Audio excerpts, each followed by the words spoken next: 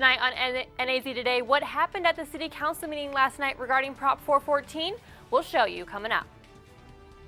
Also, local theaters are trying to help reconnect the community. We'll tell you how.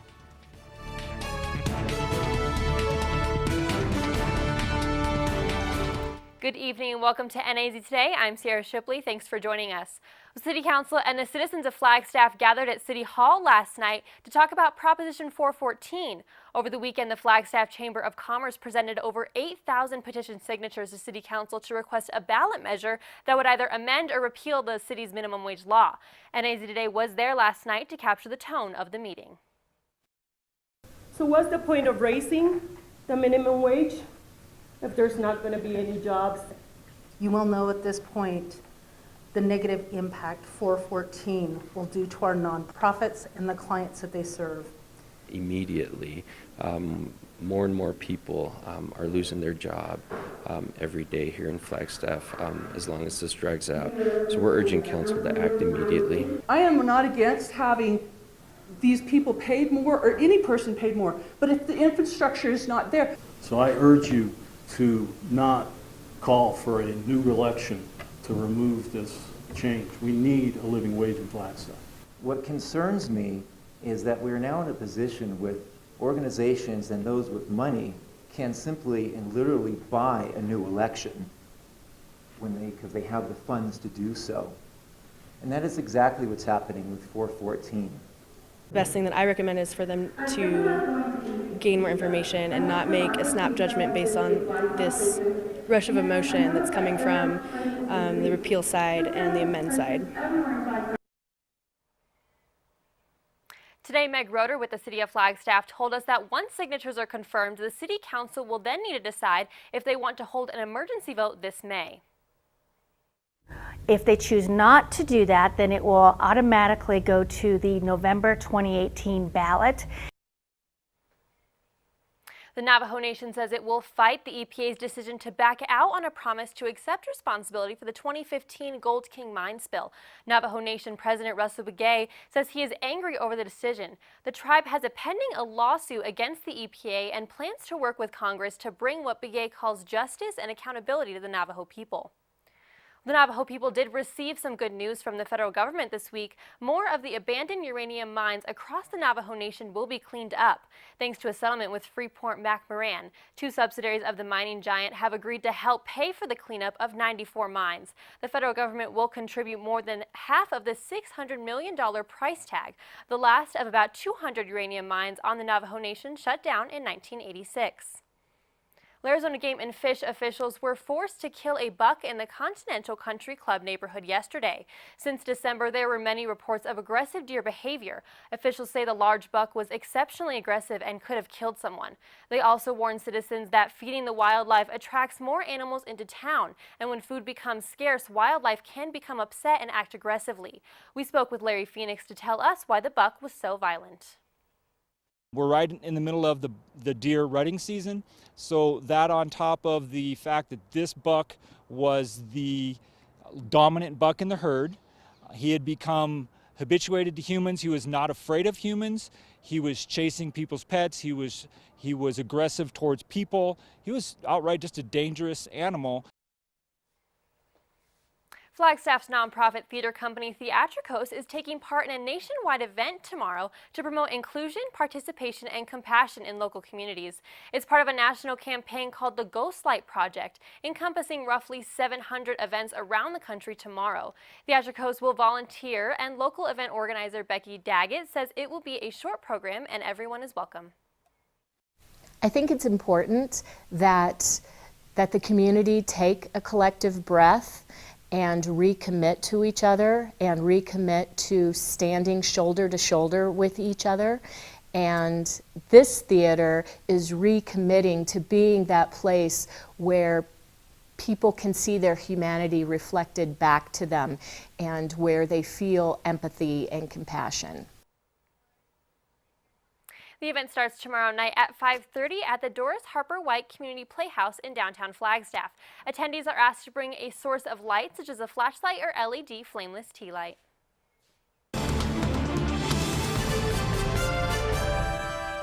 Well, it may have been a sunny day today, but we have a big storm around the corner. Meteorologist Lee Bourne will let you know what to expect coming up after the break.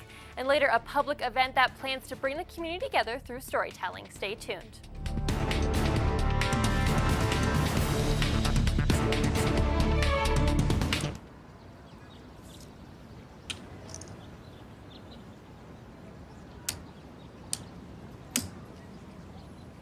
King me.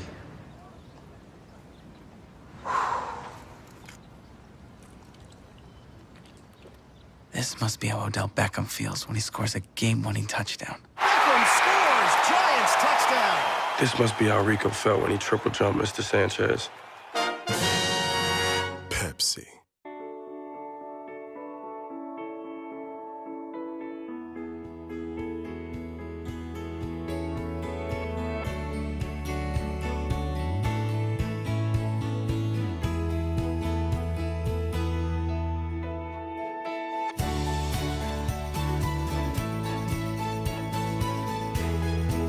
Suddenlink employees are making the difference.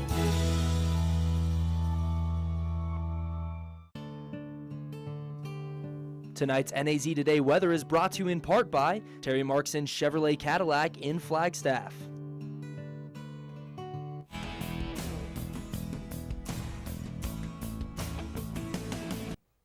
All right, nice to see the blue skies out there for a change. High temperatures right around average for this time here. 47 at the Grand Canyon today, 48 in Page, 52 Payson.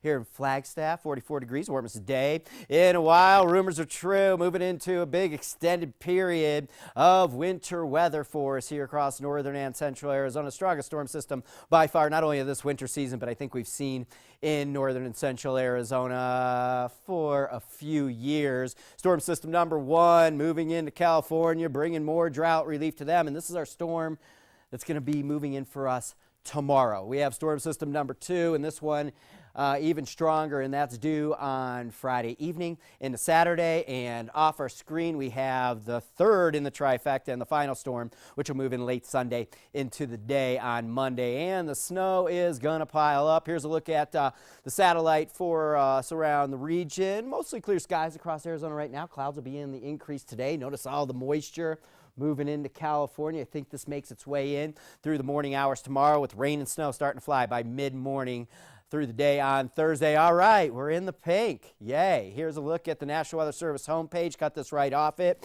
And the pink is a winter storm warning all the way from the Grand Canyon country, western Mogollon Rim region, mountains of Yavapai County, down through the Mogollon Rim into the White Mountains and the mountains of Gila County. And what's the text of this thing say? Well, it says that we have plenty of snow coming. This is a winter storm warning above 5,500 feet starting tomorrow morning, go all the way through Saturday at noon. This is just for the first 2 storm systems. And if we also take another look at the National Weather Service homepage and some of the snowfall forecasts for us through noon on Saturday, Flagstaff 18 to 24 inches, same in Williams, up to a foot up at the Grand Canyon. Very heavy snow down along the eastern Mogollon Rim, where it could be up to around 30 inches of snow. Payson just picking up about 6 inches. Prescott the same, and they have 0 right now in Sedona, but I wouldn't be surprised if on some of these overnights when snow levels drop to around 4,000 feet, we see a little bit of snow in Prescott, not only tomorrow night, but again on Friday night into Saturday morning. Overnight tonight, increasing clouds, 28 degrees.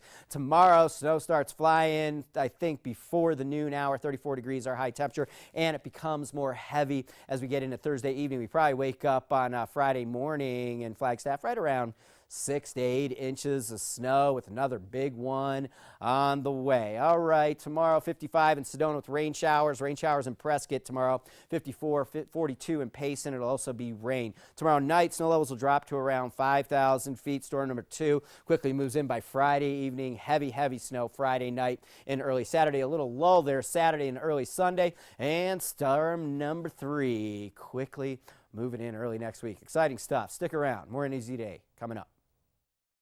Hi, I'm Terry Markson. If you're thinking of buying a pre-owned vehicle in the near future, Don't make a decision until you visit us at our pre-owned lot here at Terry Markson. With over $2,800 of built-in value with every certified pre-owned vehicle. 12-month, 12,000-mile bumper-to-bumper limited warranty. Exclusive scheduled maintenance program. 172-point vehicle inspection. Complete vehicle history report. 3 years of OnStar basic plan with remote link. And 3-month Sirius XM satellite radio trial. Terry Markson Chevrolet Cadillac. Real hometown value. Chevrolet, find new roads.